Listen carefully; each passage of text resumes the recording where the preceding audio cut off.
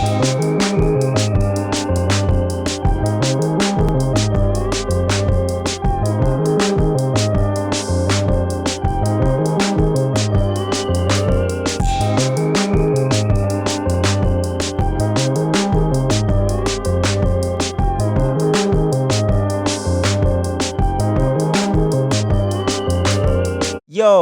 what up, everybody?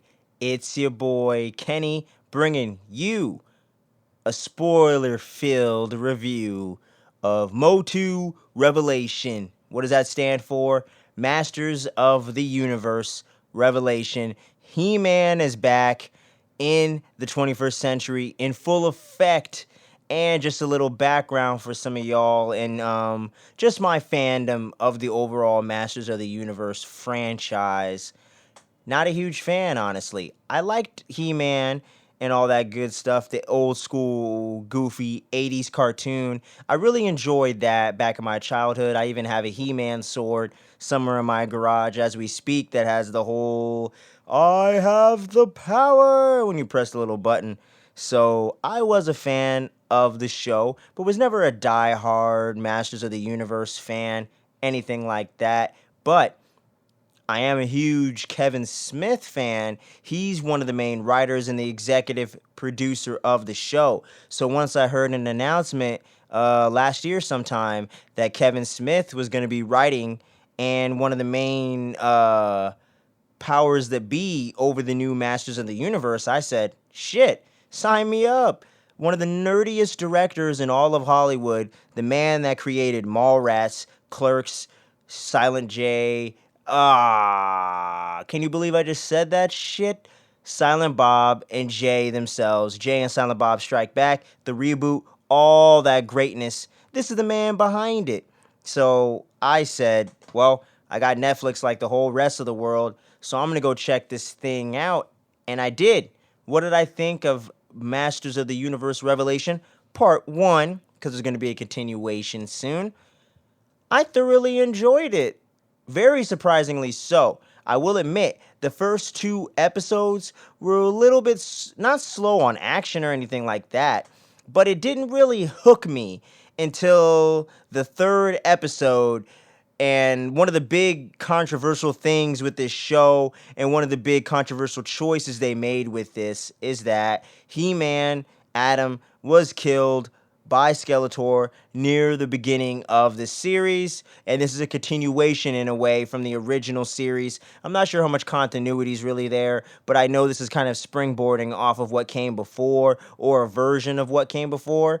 And He-Man dies right at the beginning of this, and when he does, Teela, one of his closest friends and allies, finds out the truth about who Adam is, and that Adam is He-Man. She didn't know the secret identity, a la Batman, Bruce Wayne type shit.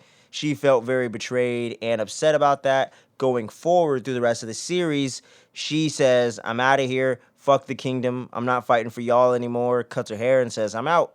I'm going rogue. I'm going solo. Deuces. So she does. And she ends up getting a new friend played by Tiffany Smith. I did forget the character's name right now. Andra. There you go. Andra. Andra, voiced by Tiffany Smith, who got started out in the podcast world, in the hosting world, doing, I believe she did some IGN stuff, if I'm not mistaken, but I know she did some Rotten Tomatoes stuff, and did Jedi Council for a long time, a Christian Harloff. I'm a big fan of those guys as well over there at Schmoes. Shout out to the Schmoes and Schmodown. And yeah, just a big fan of them, and saw Tiffany Smith through the Schmoes Know podcast and the Jedi Council podcast over there on Collider back in the day. So big fans of her work there. So really cool getting to see her step in and do some VO work here. I know she's also an actress that does live action stuff as well. She played Meghan Markle, I think, in some Lifetime movie or something like that. So she's been doing some big things, man. And Teela, voiced by one of my personal favorite actresses, a childhood crush of mine, Sarah Michelle Gellar, Buffy herself, lending her voice talents here. And the whole cast from top to bottom is filled with a lot of great voice actors and just actors in general. You know what I'm saying? You got the great Mark Hamill, Luke Skywalker, motherfucker, in the house playing Skeletor. Evil Lynn, voiced by the incredible Lena Headey. And we also have my main man, Justin Long. There you go, playing Roboto.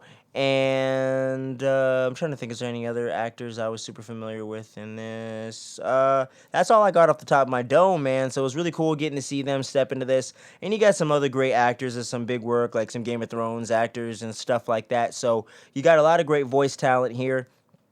And going back to that controversial choice, going back from this tangent, I really did like the bold choice of having the other characters in the Masters of the Universe lore take center stage and really lead the charge and lead the story going forward, but not leaving He-Man by the wayside, which is one of my big positives. You get flashbacks with him at the beginning of the first 3 or 4 episodes, and he ties back in to the overall main plot of the story and helps the heroes save the day, even if it's just momentarily, and bring magic back to Eternia, because that's the big conflict here. All the magic of Eternia has disappeared and gone away when He-Man sacrificed himself to save Eternia. He ended up letting the sword go with him to the afterlife, to heaven, so to speak.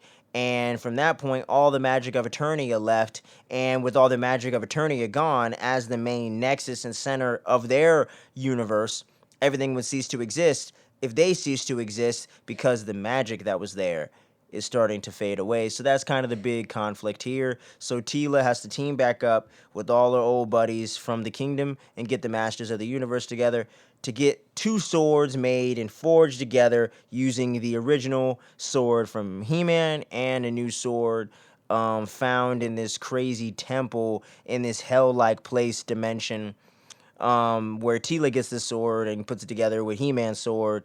Roboto does. He forges it together to create the new sword that's going to return all the magic to Eternia. And yeah, so that's the big plot there. And like I said, man, once episode 3 kicks in and she starts teaming up with the most dangerous man in the world and all these other characters that we know, Roboto and all that great stuff, Teela hooking up with her dad once again, and hooking up with Evil Lynn, and pretty much having to team up with their enemies to try to save the day and bring peace and bring magic back to Eternia or whatever. I really liked all the actors and their dynamic back and forth through these last 3 episodes of the season. Really enjoyed it, man. The action was spectacular.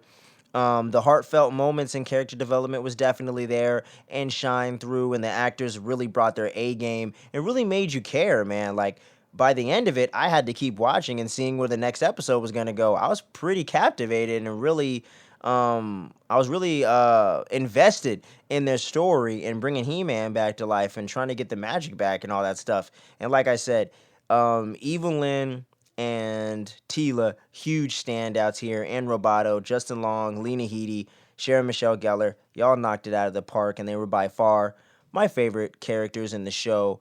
And the guy that voices He-Man doesn't do a bad job either. He definitely fits the role, is exactly what I remember from the classic He-Man stuff. But I love how there's still some fun and some comedy here, but they take it seriously enough and don't make it too goofy, where it's modernized enough for the day and age, but you still got the goofy elements. You still got Merman and all this weird stuff from the original show. So I thought they did a really good job of bringing a lot of these classic elements back from the old Masters of the Universe, but giving a new spin to it and making it much more interesting for casual fans like myself, people that are just clicking around on Netflix. And I think if people keep an open mind, some of those old Masters of the Universe fans will learn to appreciate this, man, because it's a good mix of like sci-fi, Star Wars type stuff with like the Lord of the Rings fantasy stuff, which I think is a good perfect balance with Masters of the Universe without getting too goofy and without taking itself way too seriously. So, all in all, I really enjoyed the show. My only negative, really, besides the slow start, was the way that it ended with Skeletor hiding in Evil Lynn's little staff the whole time and her turning on them to go with him again. I thought was a little underwhelming and kind of went against all that growth and development that she went through and was kind of getting a little independence away from Skeletor. I would have preferred she kind of did her own thing and didn't necessarily go against Skeletor as a full-on good guy, but just would do her own thing and stay more in between the good and the bad and that gray area, which I thought would have been a bit more interesting for her character. But hey, I ain't writing the show, but just calling it how I see it. And I didn't really like how Skeletor just kind of pops up right there at the end and he's like, aha, I have the power. I win. I know we need a big cliffhanger here. I know there's a part two. We all know they're gonna right the wrongs by the end, and the heroes are gonna save the day. But for the meantime, I thought the execution of Skeletor and just his implementation and just his spot throughout the show, just really in the beginning and the end, I thought was a little lackluster. It left a little to be desired because Skeletor, back in my childhood days and to today, is one of my fave characters from Masters in the Universe and one of the cooler characters and one of the ones that I think really stood the test of time, even more so than He-Man himself. And getting Mark Hamill in there just for like 2 episodes real quick, you know what I mean? Like, I thought with him being there, it was going to be a little more front and center or just in the plot a little bit more. But like I said, part two could rectify that for all we know. Not sure exactly when it's dropping, but best believe a review is going to be dropping here when it does. So, all in all, Masters of the Universe Revelation, I'm going to give a 7 out of 10. Very solid, fun start to a new series, and I am very pleased with what Kevin Smith and the gang cooked up for all of us, man. And I hope that they could step it up just a little bit and iron out some of those kinks, but do exactly what they did last time. And I think we're off to great shape here, and we're going to be doing a lot of really cool stuff, man. So, if you're checking us out here on the YouTube channel and you're watching this beautiful face, click that like, click the subscribe, all that good stuff. And one of the main things about that, we're trying to reach our first 100 subscribers so we can get a custom domain name, get some channel artwork on there, and just be able to do a lot more with the channel and get some better stuff with the algorithms and all that, because as some of you people know, the bigger you are on YouTube, the more they actually give a crap about you. So click the subscribe, share it with your friends. It really helps us a long way, and we're trying to reach that first 100 subscribers, y'all. And if you reach the first 100 subscribers by the end of the year, we want to do something special for you guys. So if we do the 100th subscriber, whoever you are, DM us over there on the social medias in the description below, or however you can reach us. We're going to give you an exclusive review, anything of your choosing in the world of geekdom, of fandom. You pick it, we're going to watch it, we're going to review it exclusively for you, and we got some merch we want to release in the near future, so once we get that rolling, you're going to get a review exclusively for you, and 2 exclusive items of merch going into 2022. So help us reach our first 100 subscribers by the end of the year, and we got a special treat for y'all. Your 100 subscribers, the 100th subscriber is going to get some special stuff, man. And we want to let you people know we've been listening to all the feedback and all the suggestions. We got some really special stuff coming for y'all next month when we launch our official long-form show. I'll give you all more details about that later. But thank you for checking us out here at Fandom Frequency so far. The podcast network has been growing leaps and bounds. Keep clicking that download button. It helps a lot. Keep spreading the word. We see all the love you've been showing us, and we want to make sure we're showing it back to you. So much love, everybody.